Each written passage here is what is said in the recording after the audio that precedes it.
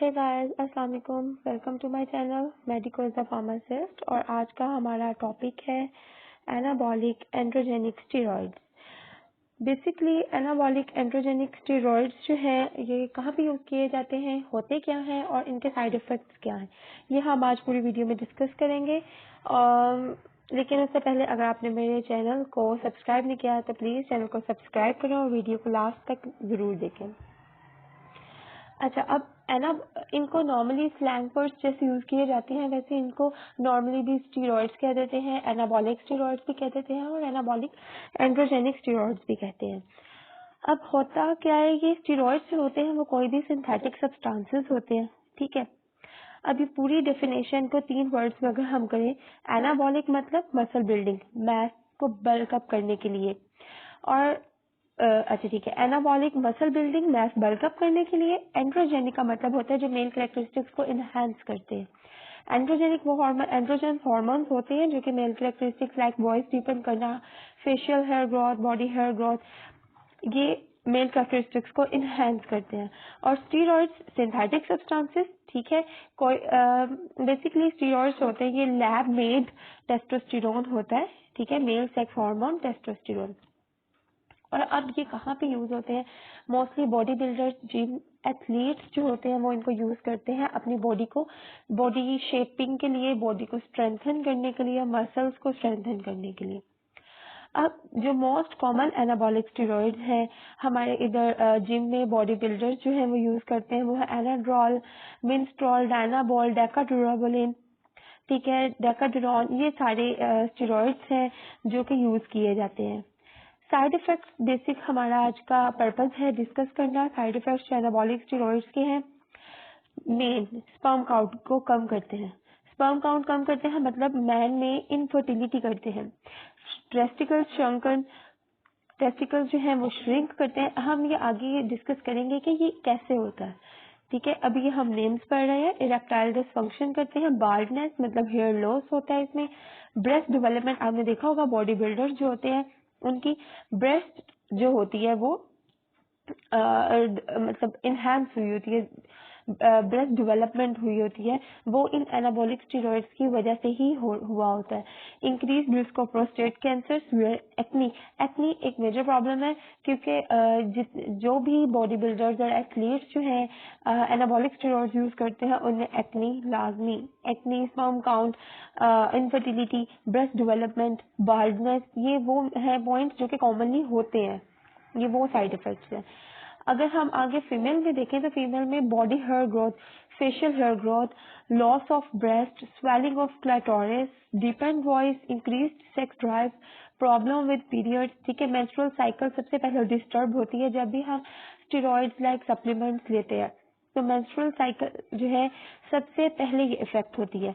Hair loss क्योंकि androgen level जो होता है वो बढ़ जाता है, जब वो बढ़ता है तो उसकी वजह से हेयर लॉस होने लग जाता है। एक्नी भी होती है, एक्नी और हेयर लॉस का हम आगे डिस्कस करेंगे। अब facial hair growth, body hair, ये क्यों बॉडी हेयर ग्रोथ क्यों होती है फीमेल्स में, या फिर डीपेंड वॉइस क्यों होती है, क्योंकि ये भी मैंने आपको पहले बताया कि एनाबॉलिक एंड्रोजेनिक स्टेरॉइड्स होते हैं, इसके अंदर एंड्रोजन होता है। जब फीमेल लेती है स्टेरॉइड्स रेगुलर ले रही है, एंड्रोजन का लेवल ज्यादा हो जाता है। एंड्रोजन का लेवल ज्यादा होता है तो मतलब कि मेल लाइक कैरेक्टरिस्टिक्स डेवलप होने लग जाती है। उसके बाद अगर हम देखें तो ये liver damage, kidney damage, hypertension, blood pressure ज्यादा करता है। क्यों करता है वो आगे बताएंगे। Blood clots, fluid retention, high cholesterol इससे होता है। साइकोलॉजिकल इफेक्ट्स, मूड स्विंग्स बहुत होते हैं जो रेगुलर यूजर स्टेरॉइड्स पे होते हैं, जिनको मतलब स्टेरॉइड्स एडिक्शन हो जाती है तो वो एग्रेसिव बिहेवियर उनका होता है। मूड स्विंग्स, पैरानॉइड बिहेवियर मतलब उनको फेयरफुल फीलिंग्स, फेयरफुल थॉट्स आती हैं। मैनिक बिहेवियर, हेलुसिनेशन, डिल्यूजन्स, की सारी साइकोलॉजिकल टर्म्स हैं। इन टर्म्स के इसमें यही है कि मूड स्विंग्स बहुत होते हैं, ठीक है। उसके बाद अब ये है कि एक्नी क्यों होती है। जब स्टेरॉइड्स जो है आप लॉन्ग टर्म से ले रहे हैं तो एक्नी, हमारी जो स्किन होती है उसमें सिबेशियस ग्लैंड्स होते हैं जो कि ऑयल सिक्रीट करते हैं। अब जब आपने एनाबॉलिक एंड्रोजेनिक स्टेरॉइड्स मतलब आपने लिए तो एंड्रोजेनिक स्टेरॉइड्स लेने की वजह से आपकी बॉडी में एंड्रोजन लेवल ज्यादा हो जाता है। जब एंड्रोजन लेवल ज्यादा होता है तो ऑयल की सिक्रीशन ज्यादा होती है। ऑयल सिक्रीशन ज्यादा होने की वजह से एक्नी होती है, और एक्नी मोस्टली आपने देखा है कि बॉडी बिल्डर्स में फेस पे, बैक पे और शोल्डर्स पे मोस्टली होती है। अब जितने भी आप बॉडी बिल्डर्स देख लें, उन्होंने अपनी जो शेविंग करवाई होती है, तो वो क्यों मेल पैटर्न बाल्डनेस की इनमें डेवलप हो जाती है स्टेरॉइड रेगुलर लेने की वजह से। वो कैसे होता है कि जब ये lab made testosterone, synthetic testosterone ले रहे हैं, ये लेने की वजह से टेस्टोस्टेरोन का एक बाय प्रोडक्ट बनता है बॉडी में जाके, जिसको आप डाईहाइड्रो टेस्टोस्टेरोन कहते हैं। जब स्टीरॉइड्स लेते हैं तो डाईहाइड्रोटेस्टोस्टेरोन, ऑब्वियसली डाईहाइड्रोटेस्टोस्टेरोन जो है वो बहुत ज्यादा प्रोड्यूस होने, इसकी प्रोडक्शन ज्यादा हो जाती है।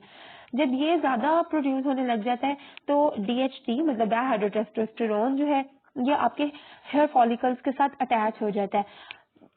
ओवर टाइम क्या होता है, हेयर फॉलिकल्स जो होते हैं वो डिग्रेड होने लग जाते हैं और फॉलिकल्स श्रिंक कर जाते हैं। श्रिंक करने की वजह से फॉलिकल्स वीक हो जाते हैं, ठीक है। तो जो हेयर भी मतलब हेयर प्रोड्यूस होते भी हैं तो वो वीकर होते हैं, और फॉलिकल्स भी इवेंचुअली डाई, मतलब फिर बाल्डनेस इसलिए हो जाती है। क्यों हो जाती है? DHT लेवल जो होता है वो ज्यादा हो जाता है। DHT फिर आपके हेयर फॉलिकल्स के साथ अटैच करता है और ओवर टाइम हेयर फॉलिकल्स जो होते हैं वो डिग्रेड और वीकर हो जाते हैं, जिसकी वजह से बाल्डनेस होती है, हेयर लॉस होता है। आगे है कि मेजर मतलब shrinking testicles and reduce sperm count. अब क्या होता है, सबसे पहले स्टेरॉइड क्या करता है, हार्मोनल इम्बैलेंस करता है। क्योंकि आप देखिए आपकी बॉडी में एक नॉर्मल टेस्टोस्टेरोन लेवल प्रोड्यूस हो रहा है, लेकिन अगर आप फिर सिंथेटिक टेस्टोस्टेरोन भी स्टेरॉइड्स ले रहे हैं तो वो आपके हार्मोनल इम्बैलेंस करेगा, ठीक है। डिस्ट्रप्शन होगी आपके जो हार्मोन्स प्रोड्यूस हो रहे हैं उसमें। तो अब क्या होता है, स्टेरॉइड लेने की वजह से स्पर्म प्रोडक्शन कम होती है। स्पर्म प्रोडक्शन कम होने की वजह से टेस्टिस जो होती है वो अपना फंक्शन सही से परफॉर्म नहीं करती। टेस्टिस अपना फंक्शन कम परफॉर्म करती है, जिसको आप कहते हो हाइपोगोनेडिज्म, ठीक है। टेस्टिस ने अपना फंक्शन कम परफॉर्म करने की वजह से क्या होता है, टेस्टोस्टेरोन लेवल भी कम होता है। टेस्टोस्टेरोन लेवल कम होने की वजह से टेस्टिकल्स श्रिंक कर जाती हैं, और टेस्टिकल्स के श्रिंक करने को आप टेस्टिकुलर एट्रोफी भी कहते हैं। ये वो है साइड इफेक्ट जो कि बहुत ज्यादा अब फेस करने को हम लोगों को मिल रहा है। मेल इनफर्टिलिटी अब तो कॉमन हो गई है। वो इसलिए कि लड़कों को बॉडी शेपिंग का और बॉडी बिल्डिंग का, मैस को बल्कअप करने का क्रेज है, जिसकी वजह से वो स्टीरॉइड्स, IM स्टीरॉइड्स मतलब इंट्रामस्कुलर स्टीरॉइड्स लेते हैं, ओरल स्टीरॉइड्स लेते हैं, जिसकी वजह से इनके मेल के टेस्टिकल श्रिंक कर जाते हैं, स्पर्म काउंट कम हो जाता है। क्योंकि स्पर्म की प्रोडक्शन ही नहीं होगी तो स्पर्म काउंट कैसे ज्यादा होगा। इसके रिजल्ट में ओलिगोस्पर्मिया जिसमें स्पर्म्स कम होते हैं, एजोस्पर्मिया जिसमें स्पर्म होते ही नहीं है, नील स्पर्म होते हैं। तो ये एक मेजर साइड इफेक्ट है इसका। अच्छा जी, अब आगे आप देखें कि अभी मैंने आपको बताया कि टेस्टिकल्स जो है वो श्रिंक कर जाते हैं, स्पर्म काउंट कम हो जाता है। इसको एक टर्म मतलब कंडीशन भी कहा जाता है जिसमें ब्रेस्ट भी डेवलप हो जाती है, तो इसको गायनेकोमेस्टिया कहते हैं, ठीक है। वो गर्ल्स जो स्टेरॉइड्स यूज करती है उनके अंदर मैंने आपको पहले ही बताया मैस्कुलिन कैरेक्टर्स डेवलप होने लग जाते हैं, उनकी वॉइस डीपन हो जाती है, ब्रेस्ट साइज कम हो जाता है, और बॉडी हेयर ग्रोथ जो है हो जाती है। इसके बाद एक मेजर टॉपिक जिसमें आपको पहले बताया था कि कार्डियक प्रॉब्लम्स होती हैं और स्ट्रोक होता है। वो क्यों होता है कि स्टेरॉइड्स लेने की वजह से एथेरोस्क्लेरोसिस हो जाता है। क्या होता है, हमारी आर्टरीज जो होती हैं उसमें फैट डिपॉजिट होने लग जाता है। फैट डिपॉजिट होने की वजह से ब्लड फ्लो में मसला आता है, ब्लॉकेज होती है। तो जब हार्ट की तरफ हार्ट का की जो ब्लड फ्लो है, अगर उसमें ब्लॉकेज आती है तो हार्ट अटैक होता है, और अगर ब्रेन की तरफ का ब्लड फ्लो जो है वो ब्लॉक होता है तो स्ट्रोक होता है। और ब्लड क्लॉटिंग जो है, ये फैट डिपॉजिट हो जाना, ब्लड क्लॉटिंग हो जाना, ये स्टेरॉइड्स में नॉर्मल है। और अब ये हेपेटाइटिस और बहुत सी वायरल इन्फेक्शंस भी इससे होती हैं, क्योंकि मैंने आपको पहले बताया था इंट्रामस्कुलर इंजेक्शंस जो है, मसल्स में इंजेक्शंस लगाए जाते हैं।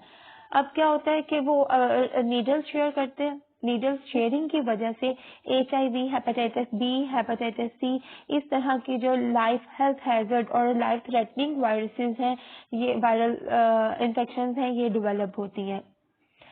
मूड एंड इमोशंस आपका हम हर जो है इंसान उसके मूड और इमोशंस जो होते हैं, आपको पता है मूड और इमोशंस कौन कंट्रोल कर रहा होता है? हमारी ब्रेन में लिम्बिक सिस्टम होता है जो कि मूड एंड इमोशंस को बैलेंस्ड रखता है। अब स्टेरॉइड लेने की वजह से मूड एंड इमोशंस मतलब हमारे लिम्बिक सिस्टम पे बहुत इफेक्ट पड़ता है। स्टेरॉइड जाके लिम्बिक सिस्टम पे एक्ट करते हैं, एक्ट करने की वजह से हमारे अंदर इरिटेशन आने लग जाती है। जितने भी एथलीट्स हैं जो स्टेरॉइड्स यूज कर रहे हैं उनके साथ ये है, उनके अंदर एक एग्रेसिव बिहेवियर, डिप्रेशन और वायलेंट एग्रेशन, डिलूजन्स, इस तरह की जो है ना साइकोलॉजिकल प्रॉब्लम्स आने लग जाती हैं। और ये मैंने जो आपको साइड इफेक्ट्स इन डिटेल बताए हैं, जिनका मैंने बताया कि ये कैसे होते हैं और क्यों होते हैं, और आगे अगर हम इसका ट्रीटमेंट देखें तो ट्रीटमेंट यही है कि स्टेरॉइड्स को आप डिसकंटिन्यू करें। ठीक है, स्टीरॉइड्स को वॉश आउट भी करवाया जाता है वो, लेकिन एक अलग थेरेपी है। स्टीरॉइड्स जो है इसको डिसकंटिन्यू करें तो ये जो जितने भी साइड इफेक्ट्स हैं ये खुद ही रिवर्स गियर की तरफ चले जाएंगे। ठीक है, इसके अलावा अगर आपको किसी भी बात की समझ नहीं आई या आप चाहते हैं कि उसको थोड़ा और डिटेल में बताया जाए तो कमेंट बॉक्स में जाकर कमेंट करें। और thank you for listening me, और मेरे चैनल को सब्सक्राइब करें, वीडियो लास्ट से देख के लाइक जरूर कीजिएगा। Thank you so much.